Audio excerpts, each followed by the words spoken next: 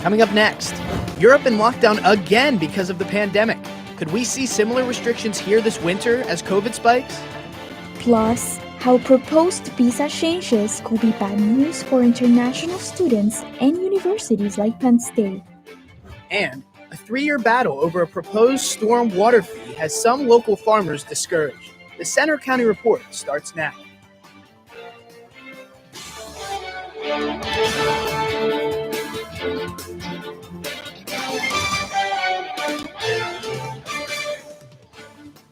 Good afternoon. I'm Preston Shoemaker. Thanks for joining us for the Center County Report. And I'm Rizal Ventura. The counting of mail-in ballots in Pennsylvania still isn't done yet, and there are threats of more election-related lawsuits. Almost a week after the presidential election, some counties are still going through thousands of ballots. President Trump's legal team promised court action over Pennsylvania's vote count, and Trump has refused to concede to Joe Biden. Courts have so far rejected Republican demands to throw out ballots or stop counting. And we have some breaking news right now. Center County's new COVID numbers are just in. There are 34 more positive cases since yesterday. That brings the total cases to 4,713 since March. And the number of deaths in Center County is at 22. Pennsylvania's health secretary warns the state is at a critical point, and she's begging people to wear masks, avoid big groups, and take other steps to slow the spread. Despite rising cases, our state and the U.S. remains open, while Europe is locking down. Reporter Leila Mitchell talked with some European residents about what's happening there.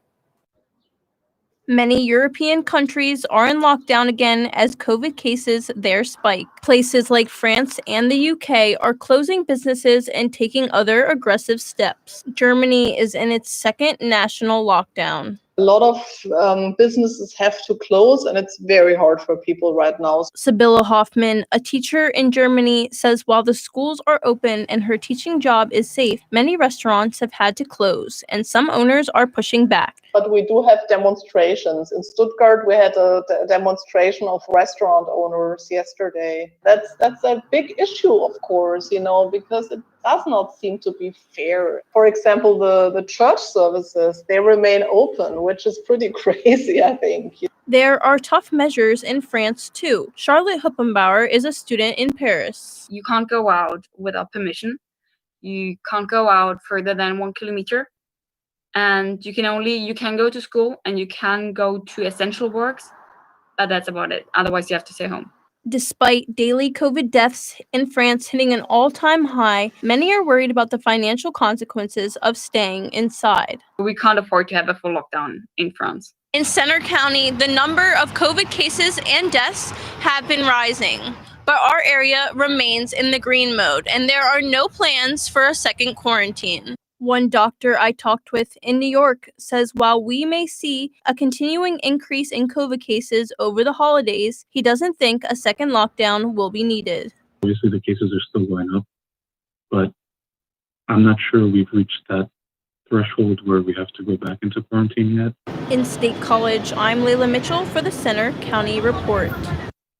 And there's new hope in the fight against the virus. Yesterday, drug company Pfizer said early data from its vaccine shows the drug is more than 90% effective.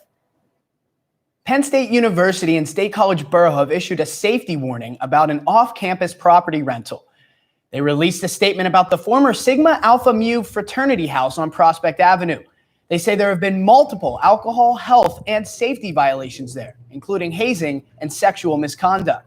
On Halloween weekend, they say an underage female was found drunk and unconscious on the nearby sidewalk after attending a party at the house. Penn State and other state universities are opposing new proposed F1 visa rule changes. Those are the visas used by international students here.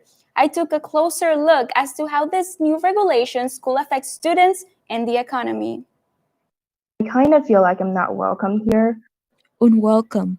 That's the feeling some students from other countries feel about proposed changes to F1 visas. Those are the visas used by international students to study here. Under the proposal, students will have just 2 or 4 years until their visa expires. For many, this may not be long enough to finish their degree programs. if they think that is not a good thing for us to stay for one more year, then I think it's just not acceptable. Penn State disagrees with this proposed visa change by the Department of Homeland Security. The thinking is wrong. And I can't say it any clearer than that. That's how we feel as a university. Penn State has more than 11,000 international students, scholars, and staff. The university and global programs say no allowing them to stay longer will prevent the brightest students from around the world to study in the U.S. Yes, we want them to have a wonderful education, but we also want them to bring their worldviews and perspectives to our university. Last year, international students contributed $40 billion to the U.S. economy. They are the fifth largest sector of U.S. exports. But the ones who will be more affected will be international doctoral students, since their programs last longer. International students become permanent residents, they become citizens, they make their lives here. They are a vital part of our nation. Other universities, including Penn, Pitt, Carnegie, Mellon, Villanova, and Temple, also oppose the change. Penn State says it will continue to do everything it can to support international students, their growth, and academic success. Property owners in Ferguson Township could soon be paying a new fee, and many residents are unhappy about the proposed bill. Reporter Matthew Knob has more. After 3 years of discussion, the debate over a proposed stormwater fee for landowners in Ferguson Township continues. The fee would help pay for repairs to the township's stormwater infrastructure, but it's caused concern among some residents, especially farmers. Larry Harpster owns 3 farms, and he believes with people already struggling economically because of the pandemic and a drought this year, now is not the time. People out of work, farmers with the drought, low dairy prices, low beef prices, low pork prices. Just not a good time at all. The proposed stormwater fee will be based on the amount of impervious surface area on a given property. Farms often have a lot of impervious surfaces, such as driveways, rooftops, and other concrete surfaces. The fee could cost some farmers over $100 a year. We're not the problem. One guy on the committee they had actually said we're not the problem, we're the solution. Ferguson Township Manager David Probolka acknowledges the farmers' concerns, but believes they still have a responsibility when it comes to stormwater. We do see measures of runoff that come from agricultural lots, so it's not entirely accurate to say that every drop of stormwater that originates on a farm lot gets absorbed. Probolka says the fee is not funding something new. He says stormwater infrastructure that's been in place for years is starting to deteriorate. We are really at the front end of what will be an 8 to 10 year project of repairing, upgrading, and bringing our infrastructure into compliance with where it needs to be in order to handle the rain events that we're experiencing in the center region. In Ferguson Township, I'm Matthew Knob for the Center County Report. No timetable has been set for an official vote on the proposed. We have enjoyed some great weather the past few days, but things may be changing in a big way soon. Nick has the 7-day forecast coming up. Also ahead, why wineries around the State College area are seeing more visitors this fall, even during the pandemic. This story after the break.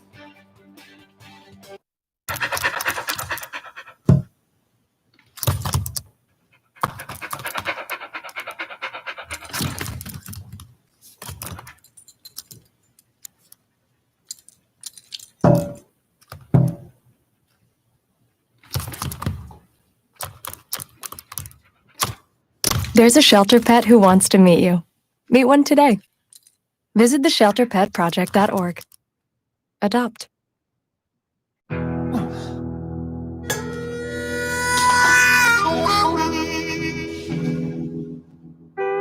Get caught buzz driving, and you could do some hard time. Craig, knock it off. Sorry, Mom. It could cost you around $10,000 in fines, legal fees, and increased insurance rates. And that could set you back a few years. Buzzed, busted, and broke. Because buzz driving is drunk driving.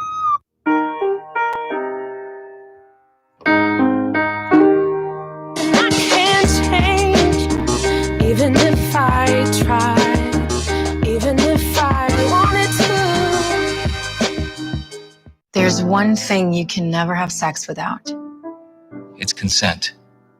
Because sex without it isn't sex. It's rape. It's on us to stop sexual assault. Learn how and take the pledge at itsonus.org.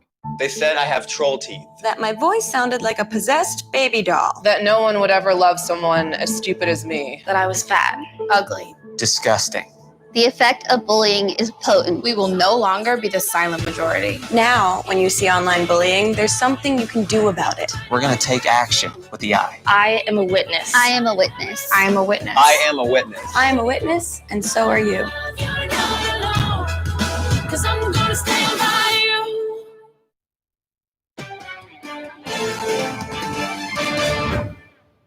Hunting season looks different this year after the Pennsylvania Game Commission made changes to the typical hunting calendar. Reporter Addison Albert takes a closer look at why the changes were made. It's going to be 3 good weeks of hunting, I believe. Pennsylvania hunters are excited about the fall season this year after the Game Commission added extended weekends.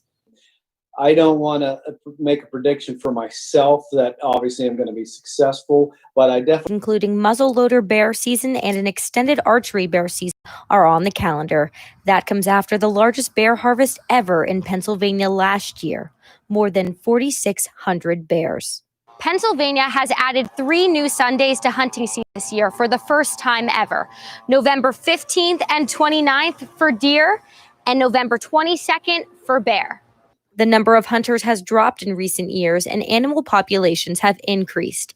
Officials hope hunters with weekday jobs will take advantage of the new weekend opportunities. As far as all types of hunting, whether it's pheasant hunting, small game hunting, bear or deer, it's time with the family. It's just a great time. Another opportunity to take advantage of is the November 28th Saturday start for deer rifle season, rather than the traditional Monday first day. In State College, I'm Addison Albert for the Center County Report. And of course, more days for hunting means more days outdoors for people during this pandemic. A reminder to stay safe and make sure you carry a hunting license at all times. Fall weekends in State College typically mean tailgating and football for thousands of students, alumni, and visitors. Not this year because of the pandemic, and that means people are doing other things, getting a taste of what the area has to offer. Grace Bradley reports. No tailgating, no fans, capacity limits at bars. It's been a strange fall in State College, which has people asking, what can we do instead? With Penn State football not allowing tailgating, fans are trying to find other ways to do things on the weekends, such as wineries. Mount Nittany Winery offers a flight of 4 different wines of your choice. Local wineries have seen an uptick in business. Warm weather, outdoor seating, and a place to meet friends have made them a popular choice. Our business actually has been stronger even than, let's say, past years, I think, because we are seen as a safe place to go. A lot of outdoor space. We don't spend much time in the tasting room at all. Masks are required, social distancing, that kind of thing. And a big portion of those visitors are Penn State students. We've seen so many kids coming out that go to Penn State because there's nothing to do. The bars are limited there too, so at least they can come out here. And even through the week, we've seen a pretty good turnout of students. I've had a lot of students who say, I never knew you were here, and I'll tell my friends, and I'm going to be back. So I think that's been a huge factor. It's like not a whole lot else to do. The pandemic has been tough on many local businesses, but it's also allowed some of them, like these wineries, to take advantage of this unusual fall. In State College, I'm Grace Bradley for the Center County Report. While this unique football season means less business for some places, other businesses are benefiting from the changes and are grateful people are giving them a chance.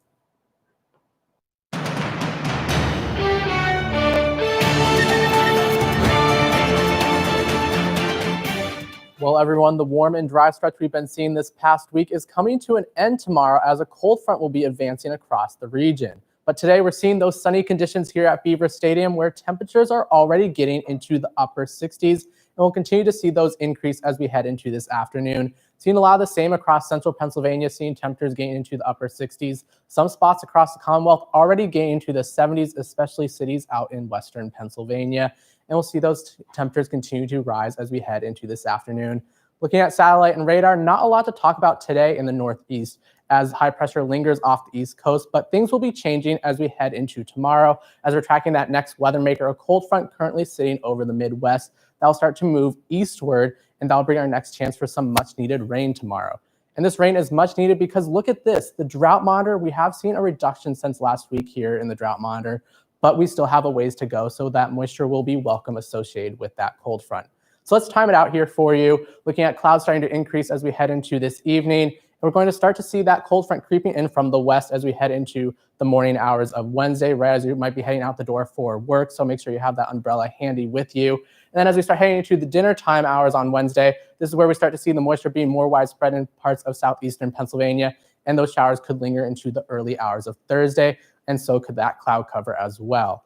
We're going to start to see conditions clear as we head into the end of the work week as a high pressure moves in behind the cold front. Today, seeing plenty of sunshine, temperatures getting into the low 70s. That's almost 20 degrees above average for this time of the year. The average high is 52 degrees for this time of the year.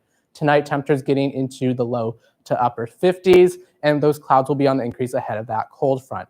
Tomorrow, temperatures getting back into the 60s, and we'll see that much needed moisture with that cold front. Now looking at the 7-day, seeing more clouds in this forecast than last week as we have that cold front for tomorrow on Veterans Day. Then we start to clear out for the end of the work week, but as we start heading into the weekend, things start to look a little more unsettled again as we track a low pressure system for the end of the weekend. Something to also note is those temperatures getting more close to average for this time of the year as we head into the weekend as well. Now I'm going to send it over to Preston at the anchor desk. Well, that warm weather was certainly welcomed while it was around. Thanks, Nick. A local film festival is up and running again this year, despite COVID-19 forcing some changes. Reporter Grace Bradley has the story. I was talking to Kurt about it. You know, I'll quote him. He was like, "We just need to keep our heartbeat going." And I said, "I'm right there with you." And that's exactly what the Center Film Festival has done, connecting student filmmakers and community filmmakers to show their work. I guess the primary opportunity is the chance for people to see it, which this film was 5 years in the making. And so when it's ready to get out there, for me, it's very important that, there are viewers to watch it and receive it. Otherwise, it's just feels so enclosed. This year's festival runs 3 days, this Friday through Sunday, online, featuring more than 50 films across the nation. And getting students involved is a large part of the festival. Student designed the logo for the festival, so yeah, this logo was designed by a student. Trailer was cut by a student, so a lot of the face of the festival is definitely through them. I've seen a lot of trailers, and I just wanted to make something that showed every film, showed a little bit of every film that was going to be at the festival, but also had a structure of its own because there's, I think, an art to making trailers. Despite not being able to be inside Phillipsburg Roland Theater like last year, the Center Film Festival found another way to give back to local art houses. When purchasing tickets online, customers have the option for proceeds to go to the State Theater, 3 Dots, and of course, the Roland Theater. In State College, I'm Grace Bradley for the Center County Report. Tickets for this weekend's festival are on sale on the website centerfilm.org. Students can also get tickets for free. Now over to Gwen with sports.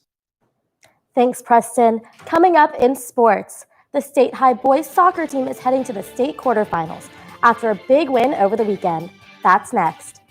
Also coming up, Penn State football is still looking for their first win of the season this week at Nebraska. More after the break.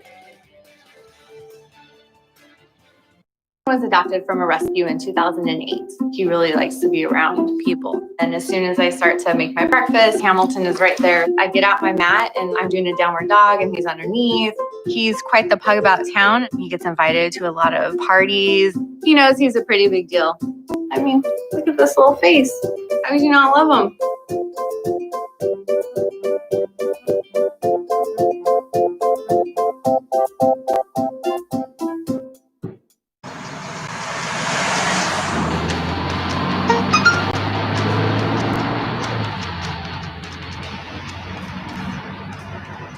The average text takes your eyes off the road for nearly 5 seconds.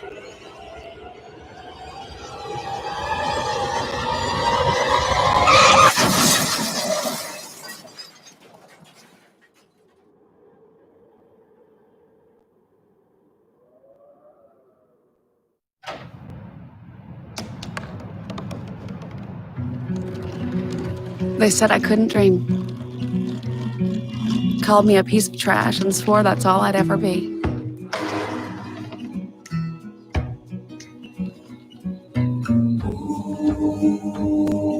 Said a bottle couldn't see the ocean.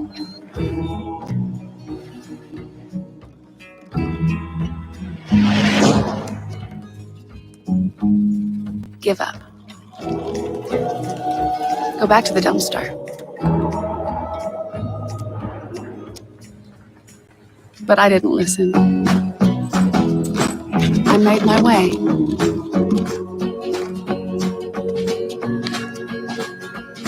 And now, I am what I've always wanted to be.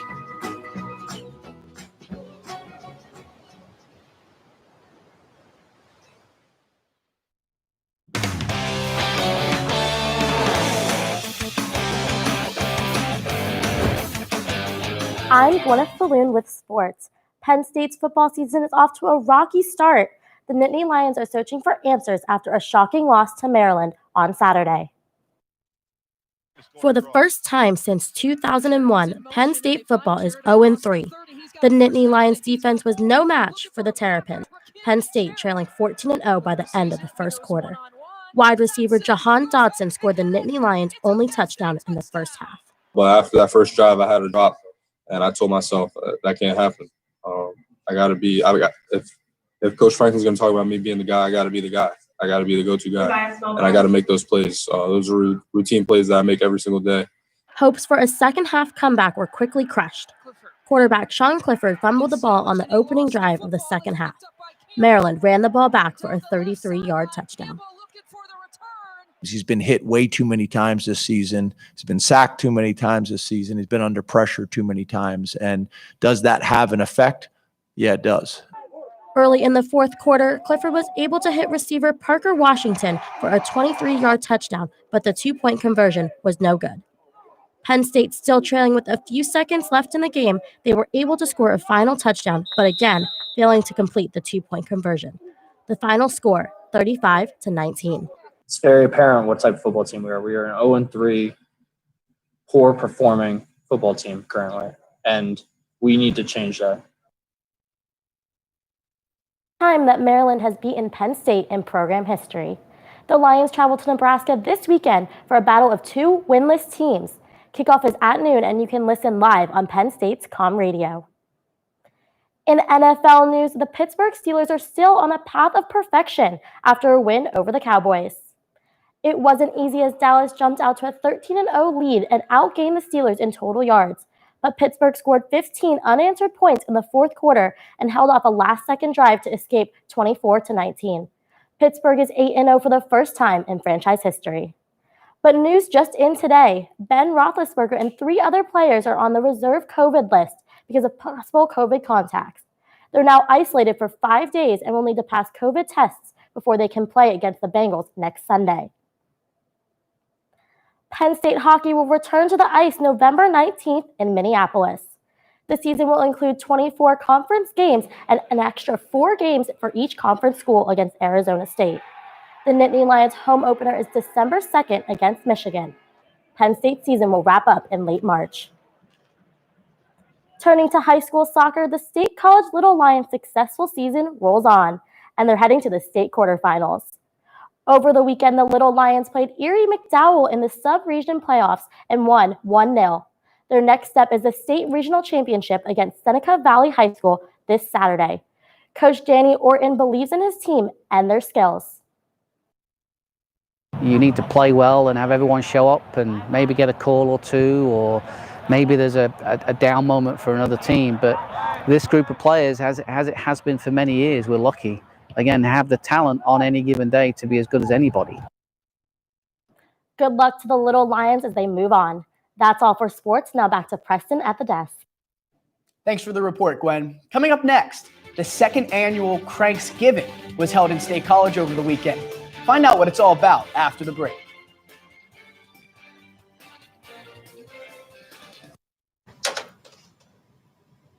Wow, these are really good. You act surprised.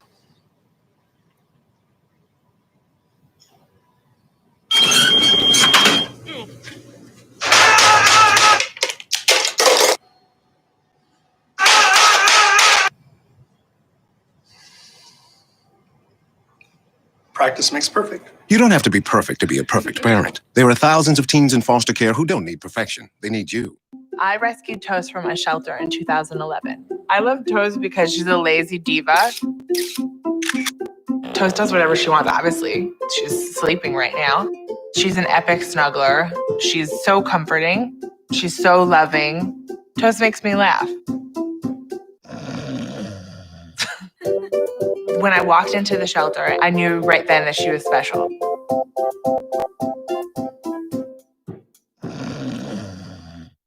Okay, Simon, what do people wear? Clothes. That's right. So it's important to learn how to dress yourself. Here's how it's done.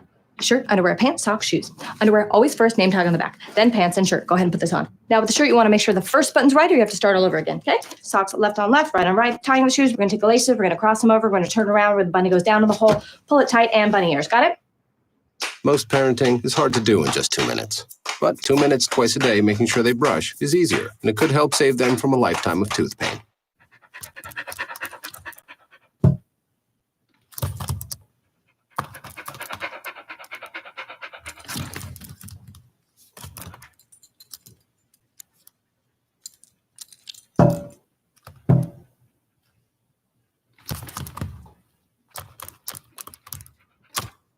There's a shelter pet who wants to meet you.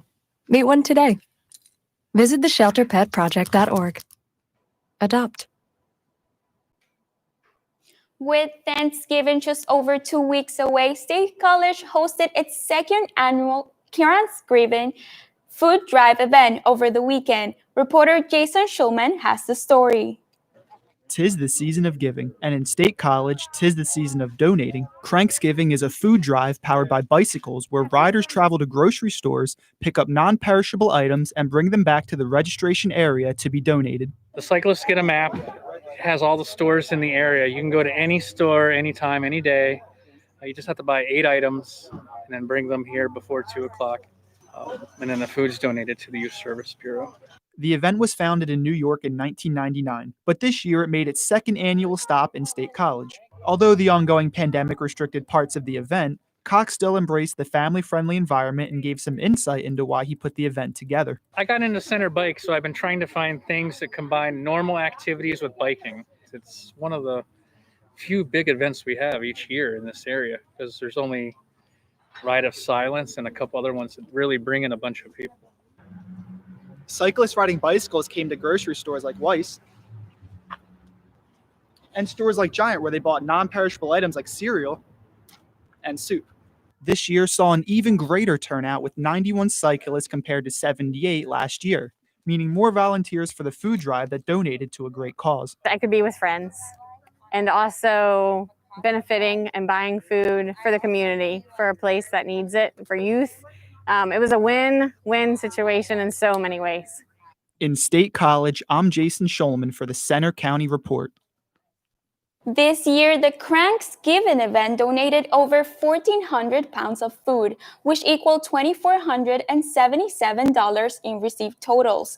For more information on the results, you can go to live.cranksgivingstatecollege.com. Preston, it's safe to say that the people who receive this food won't be cranky this year.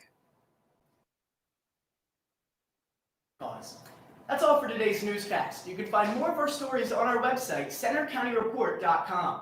Our next newscast is on Friday, but you can follow us anytime for breaking news on Twitter. That's at Center County REP, or on our Facebook page. We also have a Center County Report Instagram. Have a great day.